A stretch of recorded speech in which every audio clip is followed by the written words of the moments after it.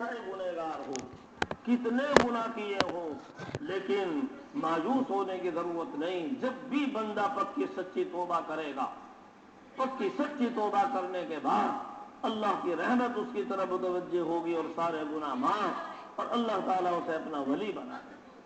بنی اسرائیل کے اندر ایک شخص تھا جس نے 99 لوگوں کو قتل کیا، اور 99 لوگوں کو قتل کرنے کے بعد اب اس کے دل میں داعیہ پیدا ہوا، میری زندگی برباد ہو گئی، کوئی شکل ہے کہ میری توبہ ہو جائے اور اللہ میرے گناہ کو معاف کر دے۔ چنانچہ اس کے دل میں جب یہ تڑپ ہوئی تو ایک گرجا میں پہنچا، ایک راہب کے پاس جو مشہور تھے، ان سے جا کر کہا کہ میری پوری زندگی گزر گئی اور 99 لوگوں کو قتل کر چکا ہوں، کیا میری توبہ ہو سکتی ہے؟ راہب نے کہا، ارے دور ہو مردود، ایسے قاتل، 99 لوگوں کا قاتل، اتنے لوگوں کو قتل کیا آپ توبہ کی بات کرتا ہے، تیری کوئی توبہ نہیں ہے۔ اس نے کہا کہ اچھا میری کوئی توبہ نہیں ہے، جب میری توبہ کوئی نہیں ہے تو 99 قتل کیے ہیں، پورے 100 ہو جائے، اچھا تجھے بھی نمٹا دوں۔ چنانچہ تلوار اٹھائی اور اس کا بھی سر قلم کر دیا، پورے 100 ہو گئے۔ اب تو 99 تھے، پورے 100 ہو گئے، جب توبہ ہی نہیں تو اب تو جہنم میں جانا ہے تو جانا ہے، پورے 100 کر کے جائیں۔ لیکن پھر اس کے دل کے اندر تڑپ پیدا ہوئی، کاش توبہ ہوتی اور توبہ کی کوئی شکل ہوتی۔ پھر کسی اللہ والے کے پاس پہنچا جو صحیح معنی میں اللہ والے تھے، ان سے جا کر کہا کہ اس طرح 100 قتل کر چکا ہوں، کیا میری کوئی توبہ ہے؟ کہ ہاں، اللہ کا دربار تو وہ دربار ہے کہ کتنا ہی بڑے سے بڑا گنہگار ہو، اور جب توبہ کرتا ہے تو اللہ اس کی توبہ کو قبول کرتے ہیں۔ اور تو پکی سچی توبہ کر اور اللہ تعالیٰ تیری توبہ کو قبول فرمائیں گے۔ اس نے توبہ کی اور کہا کہ فلاں بستی میں نیک لوگ رہتے ہیں، اب تم ان کے پاس جاؤ اور وہاں فلاں بستی میں جا کے رہنا شروع کرو، تاکہ ان کی صحبت میں رہ کر تمہارے اندر بھی نیکی پیدا ہو۔ چنانچہ یہ اپنی بستی سے جاتا ہے اور اس بستی میں جس میں اللہ کے ولی رہتے ہیں وہاں جاتا ہے، لیکن راستے ہی میں موت کا فرشتہ آ جاتا ہے۔ وقت ختم ہو گیا، روح قبض کرنے کے لیے فرشتہ آ گیا، لیکن جب ملک الموت آئے تو دونوں قسم کے فرشتے آ گئے، رحمت کے فرشتے بھی اور عذاب کے فرشتے بھی۔ رحمت کے فرشتے کہتے ہیں توبہ کر کے آیا ہے، نیک لوگوں کی طرف جا رہا ہے، لہذا رحمت والے فرشتے روح قبض کریں گے۔ اور دوسرے عذاب والے فرشتے کہتے ہیں ارے 100 آدمیوں کا قاتل اتنا بڑا گنہگار ہے، کوئی عمل بھی نہیں کیا ہے، اس لیے عذاب کے فرشتے روح قبض کریں گے۔ دونوں میں اختلاف ہوتا ہے، دونوں پروردگار عالم کے پاس دونوں کا معاملہ جاتا ہے۔ اللہ تعالیٰ فرماتے ہیں زمین کو ناپ لو، جس طرف کو جا رہا ہے اللہ کے ولیوں کے یہاں اپنی صحیح زندگی گزارنے کے لیے اگر وہ جگہ قریب ہے اس جگہ کے مقابلے میں تو رحمت کے فرشتے روح قبض کریں، اور اگر یہ ادھر کا حصہ قریب ہے اور وہ دور ہے تو عذاب کے فرشتے روح قبض کریں۔ اور ادھر اللہ تعالیٰ نے زمین کو حکم دے دیا کہ ادھر سے سکڑ جا، اس کے قریب ہو جا، اللہ نے حکم دیا اور وہ زمین سکڑ گئی اور ادھر کے قریب ہو گئی جدھر وہ جا رہا ہے۔ فرشتوں نے ناپا تو جدھر جا رہا ہے ادھر زمین 1 بالش 2 بالش کم ہے، اس کے مقابلے میں فیصلہ ہو گیا کہ رحمت کے فرشتے روح قبض کریں۔ 100 آدمیوں کا قاتل ہے، توبہ کر رہا ہے، نیک لوگوں کی بستی میں اپنی زندگی سنوارنے کے لیے جا رہا ہے، اللہ کی رحمت کو جوش آتا ہے اور رحمت کے فرشتے اس کی روح کو قبض کرتے ہیں۔ اللہ کی رحمت تو بہت اونچی چیز ہے، لا تقنطوا من رحمت اللہ، اللہ کی رحمت سے نا امید نہ ہو۔ کیسے ہی گناہ کیے ہیں، 100 بار توبہ کی اور توبہ کر کے توڑ دی اور ٹوٹ گئی، لیکن پھر بھی نا امید ہونے کی ضرورت نہیں۔ یہ درگہ ہے ماں درگہ ہے نا امیدی نیس، ہمارا یہ دربار نا امیدی کا دربار نہیں ہے۔ کیسے گناہ ہو چکے ہوں لیکن تم توبہ تو کرو، پکی سچی بندہ توبہ کرتا ہے اور پھر سارے گناہ معاف ہوتے ہیں۔ چنانچہ بشر पूरी जिंदगी शराब में गुजरी और जब देखा मेरा खुदा मेरे ऊपर कितना मेहरबान, इस हालत में फौरन पक्की सच्ची तौबा की और तौबा करना था। अब उसके दिल की जो कैफियत बदली, सारे गुनाहों को छोड़ छाड़ और जो मुजाहदे शुरू किए और पहली तलाशी करना शुरू की और जो मुजाहदात किए हैं, फिर बहुत ऊंचे दर्जे के बुजुर्गों में इनका शुमार होता है। बिश्र उनका नाम है, हाफी लक़ब है। हाफी कहते हैं नंगे पैर चलने वाले को। उनके ऊपर फिर अदब का ये हाल था कि जमीन पर जूता पहन के नहीं चलते थे, नंगे पैर चलते थे। और वो कहते थे कि जमीन को अल्लाह ने अपना फर्श फरमाया है, अपनी निस्बत अपनी तरफ की है जमीन की। वल अर्ज़ फरशनाहा फनिअमल माहिदून, हमने जमीन का फर्श बिछाया है और हम कितना अच्छा फर्श बिछाने वाले हैं। अल्लाह ने अपना फर्श फरमाया है जमीन को, और शाही फर्श पे जूता पहनना बेअदबी है। चुनाचे जमीन पे जूता पहन के नहीं चलते थे। इतना अदब का मामला, और अल्लाह की तरफ से भी उनके साथ ये मामला था कि जिन रास्तों पर बिछड़ जाते थे, परिंदों को, दरिंदों को, हैवानात को हुक्म था कि उन रास्तों पे भीड़ न करें, गंदगी न करें, हमारे बिश्र के पैर गंदे न हो जाएं। इसलिए जिन रास्तों पे गुजरते थे बिश्र, उन रास्तों पे कोई जानवर भी बीट या गलाजत नहीं करता था। इसलिए उनका नाम ही हाफी हो गया, नंगे पैर चलने वाले। और फिर इनका इतना ऊंचा मकाम हुआ कि फिर तो इनके लिए करामात का ज़ुहूर होने लगा। तो ये अर्ज़ जिसको कहते हैं जमीन लपेट दी जाती है, उनमें इनका शुमार है कि इनके लिए फिर जमीन लपेट दी जाती है। इतने बड़े बुजुर्ग हुए। एक दफा नमाज जुमा अदा की, नमाज जुमा अदा करने के बाद सुन्नतें नफलें नहीं पढ़ी और सलाम फेरने के बाद एकदम वहां से चल दिए। बहुत से लोग होते हैं बुजुर्गों के पीछे पड़े हुए होते हैं और उनकी तलाश में होते हैं, जरा सा मौका मिले तो हम इनके ऊपर एतराज करें।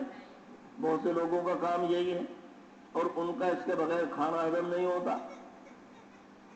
दुनिया में वो शराबियों को कुछ नहीं कहेंगे, कबाबियों को कुछ नहीं कहेंगे, वो कहेंगे बस अल्लाह वालों को कहेंगे, बुजुर्गों को कहेंगे, उलमा को कहेंगे, अरे उलमा ने ये करा दिया, इन बुजुर्गों ने ये करा दिया, इन्होंने कटवा दिया, इन्होंने मरवा दिया, इन्होंने ये करा दिया। इन्हें बुराई सिर्फ बुजुर्गों में नजर आती है और किसी में नजर नहीं आती। चुनांचे एक शख्स मौके की तलाश में था, उसने देखा कि देखो ये बुजुर्ग है, सुन्नत भी नहीं पढ़ी, नफले भी नहीं पढ़ी और मस्जिद से निकल के चल दिए। मैं भी आज इनकी खबर लेता हूँ, देखें कहाँ जाएंगे। चुनांचे ये भी पीछे पीछे, लेकिन इस तरह के हजरत को एहसास न हो गया ये मेरे पीछे है। हजरत जल्दी जल्दी गए, यहाँ से जल्दी से बाजार में गए और बाजार में जाकर कुछ हलवा खरीदा और कुछ और चीजें खरीदी, कुछ खाना खरीदा, कुछ और जरा चीजें खरीदी और उनको बांधा और बांध के चल दिए। अब ये सोच रहे कि देखो ये है बुजुर्ग, दुनिया में बुजुर्गी का शौर हो रहा है और ये सुन्नत भी नहीं पड़ी, और यहाँ देखो ये मुर्ग खरीद रहे हैं, हलवा खरीद रहे हैं और अब ये कहीं जाके खाएंगे, वैसे मुजाहदे वाले बनते हैं। और ये जब खाने के लिए बैठेंगे तो मैं भी खबर लूंगा। सुना से वो उनके पीछे पीछे अब ये शहर से बाहर हो गए, सोचा किसी मस्जिद में बैठ के खाएंगे, कोई देखे नहीं। अब वो मस्जिद से भी गुजर गए, बस्ती से भी गुजर गए कि हाँ बहुत होशियार हैं, जंगल में बैठ के खाएंगे, कहीं कहीं दरख्त के नीचे कोई देखे भी नहीं, ये बुजुर्ग हैं, बुजुर्ग देखो जंगल में बैठ के खाएंगे। अब वो जंगल में चलते चलते चलते चलते वो तो सामने एक दूसरी बस्ती नजर आ गई। अब जब दूसरी बस्ती नजर आ गई तो सोचा कि इन्हें मालूम है यहाँ करीब में बस्ती है, इसलिए दूसरी मस्जिद में बैठ के खाएंगे। देखो कितने होशियार आदमी हैं। चुनाते उस मस्जिद में पहुंचे, जामे मस्जिद, वहां देखा मस्जिद में दाखिल हुए, एक बुजुर्ग बिल्कुल माजूर फालिज पड़ा हुआ मस्जिद के कोने में लेटे हैं, हाथों से माजूर, पैरों से माजूर। ये गए और वो खाना लेकर उनके सराहने बैठे और अपने हाथ से लेकर उनको खिलाना शुरू किया, अपने हाथ से उनको खिलाना शुरू किया। انہوں نے سوچا، اپنی غلطی پر ندامت ہوئی، میں تو کیا سوچ رہا تھا اور یہ تو معاملہ کیا ہے۔ اب سوچا کہ یہ بستی ہم نے کبھی نہیں دیکھی، ہمارے بغداد کے قریب، اور یہ بستی اور یہ جامع مسجد یہ تو ہم نے کبھی نہیں دیکھی، ذرا میں ادھر ادھر گھوم کے تو آؤں، یہ تو ابھی ہیں یہیں شہر میں اپنا نکل گئے۔ جب واپس آئے تو وہاں بشر ہے نہیں۔ ان بزرگ سے پوچھا کہ بھائی وہ کہاں چلے گئے؟ کہ وہ تو چلے گئے۔ کہاں چلے گئے؟ کہ بغداد چلے گئے۔ کہ بغداد کتنی دور ہے یہاں سے؟ کہ 1 مہینے کی مسافت ہے۔ پھر میں کیسے جاؤں گا؟ کہ کیسے آئے تھے؟ کہ میں تو ان کے پیچھے پیچھے آ گیا تھا، پیچھے پیچھے آ گیا تو میں بھی پہنچ گیا یہاں۔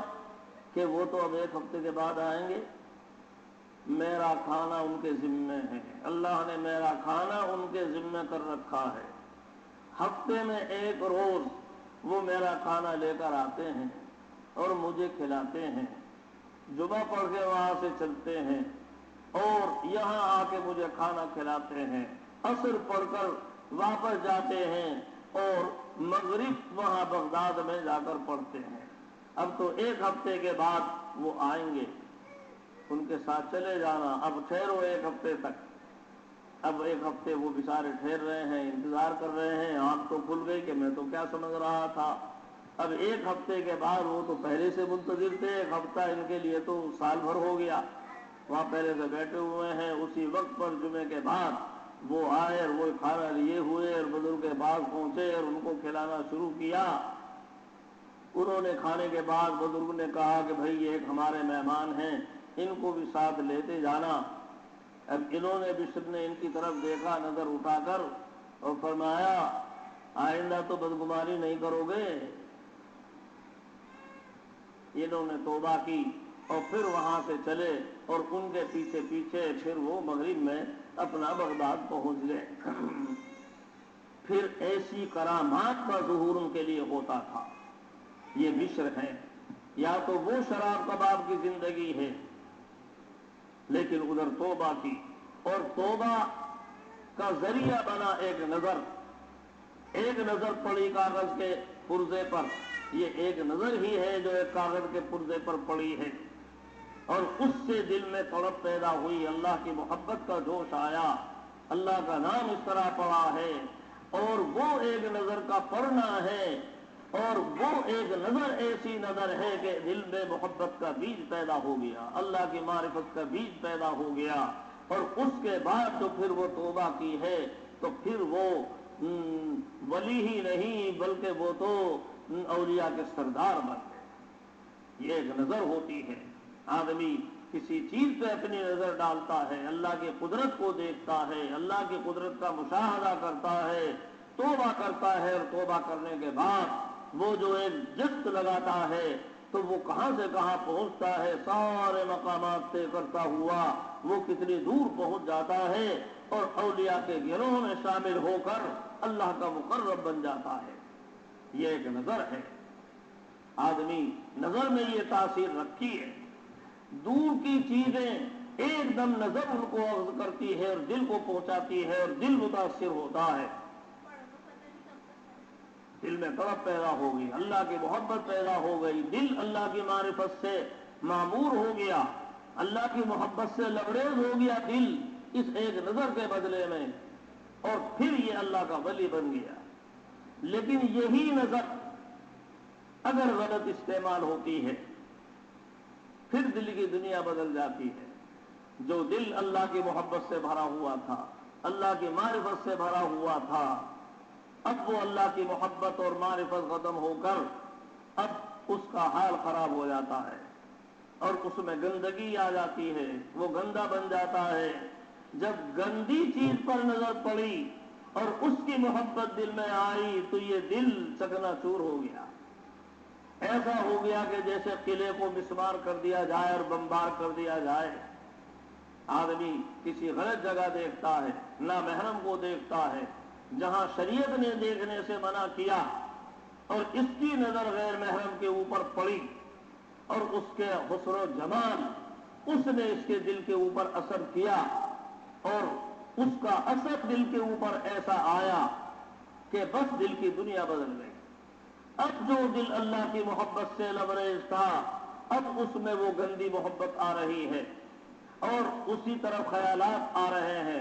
نماز پڑھ رہا ہے تو خیال اسی کی طرف ہے, کھانا کھا رہا ہے خیال اسی کی طرف ہے, سارے کام کر رہا ہے لیکن دل اسی طرف ہے. تو دل کی دنیا بدل گئی کہ نہیں بدل گئی؟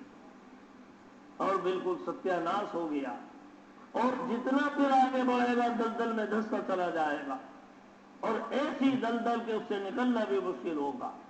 اور بعض دفعہ یہ بد نظری اس کے لیے ہلاکت کا ذریعہ بن جائے, ایمان بھی ختم. کتنا ایسا ہوتا ہے. ایک مؤذن بغداد ہی کے اندر مینارے پر چڑھا اذان دینے کے لیے اذان دے رہا ہے. مسجد کے برابر میں ایک عیسائی کا مکان ہے, وہاں اس کی ایک جوان لڑکی انتہائی حسن و جمال مکان کی چھت پر اس کی نظر پڑی. اذان دیتے ہوئے نظر پڑی, بس نظر کا پڑنا تھا, دل بے قرار ہو گیا. اذان کے بعد اترا اور سیدھا اترنے کے بعد وہاں اس کے مکان پہ گیا عیسائی کے. وہ لڑکی گھبرائی اور اس نے کہا اللہ کے بندے تو یہاں کہاں آ رہا ہے؟ ذرا کچھ تو خیال کر کہ میں تو تجھ پہ عاشق ہو گیا, فریفتہ ہو گیا, اب میں اپنے قابو میں نہیں. کہ اللہ کے بندے اتنا تو سوچ کہ تو مسلمان ہے, میں عیسائی ہوں, شادی کی بھی کوئی شکل نہیں, میرا باپ تجھ سے کیسے میرا نکاح بھی کر دے گا, اور تو جلدی سے جا. کہ نہیں تیرا باپ جیسے کہے میں تو اس طرح تیار ہوں. کہ وہ تو عیسائی سے شادی کرے گا, نصارے مسلمان سے کیسے کرے گا؟ کہ میں عیسائی بنتا ہوں, میں چھوڑتا ہوں اسلام کو, میں تو عیسائی بنتا ہوں. بس یہ اس کا کہنا تھا. ایمان رخصت ہو گیا, ایمان گیا, دل کے اندر کفر آ گیا. اور پھر اس کے بعد اب یہ جب چلتا ہے تو ٹھوکر لگتی ہے, اور ٹھوکر لگنے کے بعد گرا اور ختم. نہ خدا ہی ملا, نہ وصال صنم, نہ ادھر کے رہے نہ ادھر کے رہے. پوری زندگی عبادتیں ختم, جتنے نیک اعمال تھے سارے ختم, ساری عبادتیں ختم ہو کر جہنم رسی. یہ ایک نظر جو غلط استعمال ہوئی اس کی وجہ سے سارا ایمان برباد, نیک اعمال برباد, ساری زندگی برباد, اس نظر کے غلط استعمال ہونے کی وجہ سے. اس لیے یہ نظر کی حفاظت انتہائی ضروری ہے. اسی لیے روزہ سب چیزوں پر فرض ہے, اس میں آدمی کی نظر پر بھی روزہ ہے, آنکھ پر بھی روزہ ہے. اسی لیے اعتکاف بھی ہوتا ہے تاکہ اعتکاف میں آدمی اپنی نظر پر کنٹرول کرے. یہاں کوئی موقع محل نہیں ہے بد نظری کا, تو آدمی اپنی نظر پر قابو پاتا ہے اور بد نظری سے حفاظت ہوتی ہے. ورنہ یہ بد نظری اس وقت میں وبائے عام کی طرح ہے, گھر کے گھر تباہ, گھر کے گھر برباد. اور آدمی اس بد نظری کی وجہ سے جہاں کہیں نظر لڑی تو ادھر بیوی سے تعلق ختم ہو گیا اور طلاق کی نوبت آ گئی, گھر برباد ہو رہا ہے. کہیں سالی پہ نظر پڑ گئی, سالی کو گھر میں لے کے آ رہا ہے. روزانہ کے کتنے واقعات ہو رہے ہیں. بیوی سے تعلق ختم ہو گیا. ابھی کسی نے بتایا کہ ایک شخص 5 بچے, بیوی کو چھوڑ دیا اور سالی کو لے کے چلا گیا. یہ پورا گھر برباد, ادھر کا بھی برباد, ادھر کا بھی برباد. اور یہ روزانہ کے اس طرح کے واقعات پیش آ رہے ہیں. ایک صاحب نے بتایا 50 برس سے زائد کی اس کی عمر. اس نے بتایا کہ میرے باپ کی شادی ہوئی اور شادی کے وقت ہی اس کا تعلق سالی سے ہو گیا, ہماری خالہ سے. باپ کی سالی ہے اور اسی وقت وہ اپنی سالی کو ساتھ میں لے آیا اور آج تک گھر میں وہ اسی طرح بیوی کی طرح وہ بھی رہ رہی ہے. بیوی کے بچے ہو گئے, ہماری 50 برس کی عمر ہے اور باپ آج تک اس سالی کو اسی طرح رکھتا ہے. ہم اگر کچھ کہتے ہیں تو باپ ہمیں مارنے کو آتا ہے, پھاڑ کھانے کو آتا ہے. کہہ نہیں سکتے, کچھ نہیں کر سکتے. یا تو ہم بھی خوش رہیں برائی کے اندر, اور ذرا سا کچھ کہا تو باپ ناراض, میں تمہیں آگ کر دوں گا, گھر سے نکال دوں گا. یہ کتنی بڑی تباہی بربادی کی بات ہے. یہ بد نظری سے تو پیدا ہوا. آدمی ایک مرتبہ گناہ کرے اور پوری زندگی گناہ کرے اور پوری زندگی حرام کاری میں گزرے تو اس کا کیا حال ہوگا. ایسے ہی ہم اور کتنے رشتے ہیں کہ ان سے پردے کا کوئی اہتمام نہیں کرتے اور برابر گناہ میں مبتلا ہوتے ہیں. شریعت نے پردہ کیا ہے، ہم پردہ نہیں کرتے ہیں. بھابھی سے سمجھتے ہیں کہ وہ تو آدھی بیوی ہے، پردہ نہیں کرتے، جس کے نتیجے میں کیا کیا حالات پیش آتے ہیں. یہاں تک کہ بھائی کا دشمن بن جاتا ہے، قتل تک کی نوبتیں آتی ہیں. آدمی سالی سے پردے کو ضروری نہیں سمجھتا اور سالی کو سمجھتا ہے کہ یہ تو ہماری آدھی بیوی ہے، اور اس میں کیا کیا حرکتیں کرتے ہیں، گھر کے گھر برباد ہوتے ہیں. اور اسی طرح یہ خالہ زاد بہن ہے، تایا زاد بہن ہے، چچا زاد بہن ہے، پھوپھی زاد بہن ہے. آدمی ان سے پردہ نہیں کرتا اور برابر برائی میں مبتلا رہتا ہے. اور بد نظری یقیناً یہ تو گناہ کبیرہ ہے، اور گناہ کبیرہ کی وجہ سے آدمی وہ تو صالح مومن نہیں رہتا، فاسق بن جاتا ہے. اور جب آدمی فاسق بن گیا تو پھر اس کا کیا حال ہوگا، کہاں اس کا ٹھکانہ ہوگا. اور آدمی برابر مبتلا ہے ان میں، یہاں تک کہ پڑھے لکھے لوگ بھی مبتلا ہیں. اگر عوام پردہ نہیں کرتے تو پڑھے لکھے لوگ بھی پردہ نہیں کرتے، علماء بھی پردہ نہیں کرتے. صاحب یہ تو سالی ہے اور یہ تو بھابھی ہے، یہ تو پھوپھی زاد ہے، چچا زاد ہے، تایا زاد ہے، خالہ زاد ہے. اور محلے کی جتنی لڑکی وہ ساری سالی ہیں، اور اپنے گھر کے محلے میں جتنی ہیں وہ ساری کے ساری کوئی چچا لگتا ہے، کوئی تایا لگتا ہے. یہ تو تایا زاد ہیں، خالہ زاد ہیں، پھوپھی زاد ہیں. اور آدمی بدنظری میں مبتلا ہو کر یہ طرح طرح کی برائیاں اندر ہی اندر پنپتی رہتی ہیں، اور پھر توبہ کی بھی توفیق نہیں ہوتی، آدمی توبہ بھی نہیں کرتا. اسی طریقے پر امام صاحب ہیں، صاحب ہم تو ٹیوشن پڑھا رہے ہیں، جوان لڑکی ہے وہ ٹیوشن پڑھا رہا ہے. اب کیسا ہی بھی قرآن شریف پڑھائے لیکن یہ بھی جوان ہے، وہ لڑکی بھی جوان ہے اور بدنظری ہے. بدنظری میں یقیناً ایک جوان آدمی جب دوسرے جوان کو دیکھتا ہے تو دل کے اندر تو حیران پیدا ہوتا ہے، خواہش پیدا ہوتی ہے. تو یہ تو گناہ ہے، اور وہ سمجھ رہا ہے کہ میں تو عبادت کر رہا ہوں اور میں تو بہت بڑی نیکی کا کام کر رہا ہوں. وہاں ناشتہ بھی مل رہا ہے، کھانا بھی مل رہا ہے، وظیفہ بھی مل رہا ہے، اور بدنظری کے گناہ میں بھی مبتلا ہو رہا ہے. اور گھر والے ہر وقت رہتے نہیں ہیں، وہ تعلقات بڑھ جاتے ہیں. تعلقات بڑھتے بڑھتے کہاں تک نوبت پہنچتی ہے، رات دن کے حالات پیش آ رہے ہیں. اسی طرح کوئی مدرسوں میں پڑھا رہے ہیں، صاحب ہم تو بخاری شریف پڑھا رہے ہیں، اور بے پردہ بیٹھے ہوئے ہیں جوان لڑکیے ہیں اور یہ ان کو بخاری شریف پڑھا رہے ہیں. چاہے قرآن شریف پڑھائیں یا بخاری شریف پڑھائیں، لیکن جوان لڑکی یا جو جوان العمر ہو اور جوان ہونے کے قریب بھی ہو تو ان سے تو بے پردگی کی اجازت نہیں ہے. آج یہ بد نگاہی کی وجہ سے جو مفاسد ہو رہے ہیں، یہ 80% یا 90% گھروں کی تباہی، بربادی، قتل و غارت گری، لڑائی جھگڑے، مصیبتیں سب اس بد نظری کا نتیجہ ہے.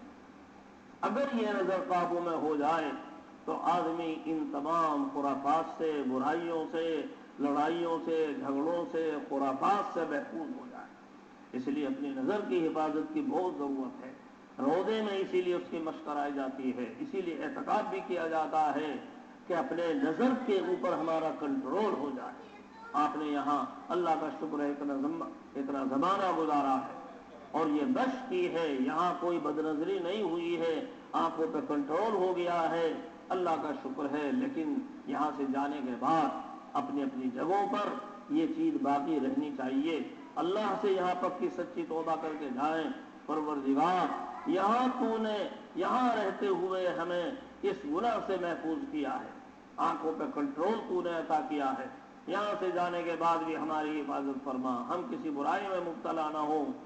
اور جن سے شرعی پردہ شریعت نے لازم کیا ہے اپنے گھروں میں جا کر، چاہے کوئی راضی ہو یا ناراض، چاہے کوئی سالی ناراض ہو، چاہے کوئی بھاوج ناراض ہو، اور چاہے کوئی بھابھی ناراض ہو، اور چاہے ساتھ ناراض ہو یا سسر ناراض ہو یا محلے والے بستی والے ناراض ہو، لیکن بھائی ہمیں تو کسی کو ان کو خوش کر کے جہنم میں تھوڑے جانا ہے.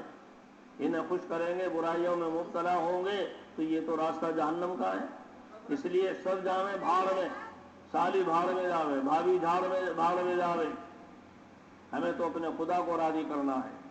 ہم ہرگز اس گناہ میں مبتلا نہیں ہوں گے، اور جب اپنے گھروں میں جا کر ان چیزوں کو بتائیں گے تبھی تو گھر میں شریف پردہ قائم ہوگا، تبھی محلے والوں کو بھی معلوم ہوگا کہ بھئی شریف پردہ کس طرح ہوتا ہے اور کس طرح پردہ ہونا ضروری ہے، چاہے کیسا بھی مقدس رشتہ ہو، چاہے امام کا رشتہ ہو، عالم کا رشتہ ہو، استاد کا رشتہ ہو اور شیخ کا رشتہ ہو، لیکن بے پردگی کی اجازت نہیں ہے۔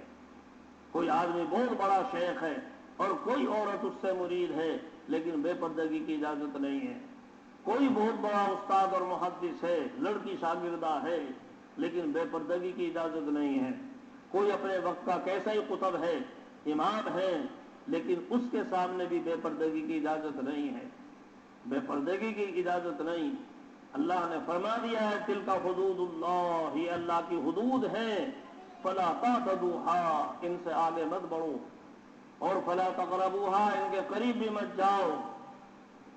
اس لیے ساری دنیا ناراض ہونے پرواہ نہیں کرنی، جو شریعت کا حکم ہے ہمیں اس کے اوپر عمل کرنا ہے۔ اور جب اللہ کو راضی کرنے کے لیے ہم سب کام کریں گے، اللہ کی طرف سے ہماری مدد آئے گی، اللہ تعالیٰ مدد فرمائیں گے، اور اللہ تعالیٰ برائیوں سے ہماری حفاظت فرمائیں گے۔